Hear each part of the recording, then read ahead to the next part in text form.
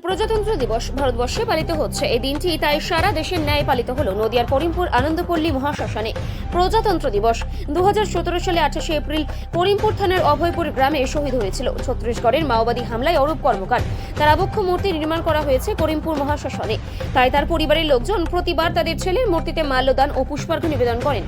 তাই এবারও তারা ওই কর্মসূচি গ্রহণ করলো। করিমপুর এলাকাবাসী তাদের ঘরের ছেলেকে তাদের মনের মধ্যে জীবিত রাখতে এই দিনটি তাকে সম্মান জানালো। উপস্থিত ছিলেন শিকারপুর ক্যাম্পের বিএসএফ কর্মী ও বিএসএফ অফিসাররা ও করিমপুর এলাকার প্রাক্তন বিএসএফ অফিসার ও এলাকার সাধারণ মানুষজন ও অরূপ কর্মকারের বাড়ির সদস্যরা। এই চিত্র উঠে আসলো আমাদের বিগ নিউজের ক্যামেরায়।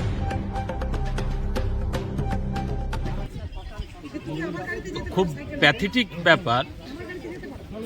অরূপ কর্মকার, আমি এই প্রতিনিয়ত এই সকালবেলায় এখানে প্র্যাকটিসে আসি, আমি মোস্ট সিনিয়র।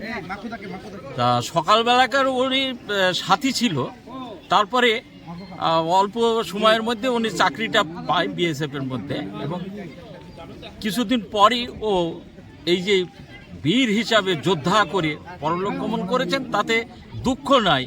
এইরকম আজকে এমন একটা দিন যে 1951 সালে 26শে জানুয়ারি আমাদের এই প্রজাতন্ত্র দিবস।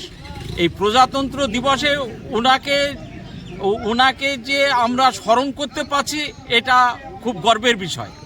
তো সেই জন্যে এইরকম before emancipation 1947 a lot of patriot hanging by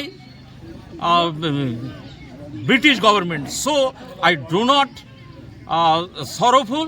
I am very glad for Arup Karmakar. Thank you so much.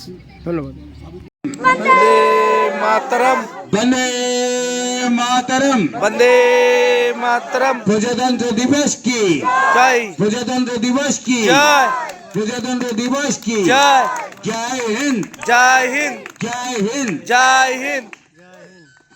আমি সমস্ত অতিথিবর্গদের অনুরোধ করব, আপনারা সারিবদ্ধভাবে আস্তে আস্তে পতাকা দণ্ডে পুষ্পাঞ্জলি এবং ভারত মাতার বীর সন্তান বীর সৈনিক অরূপ কর্মকারের প্রতিকৃতিতে পুষ্পাঞ্জলি দেওয়ার জন্য।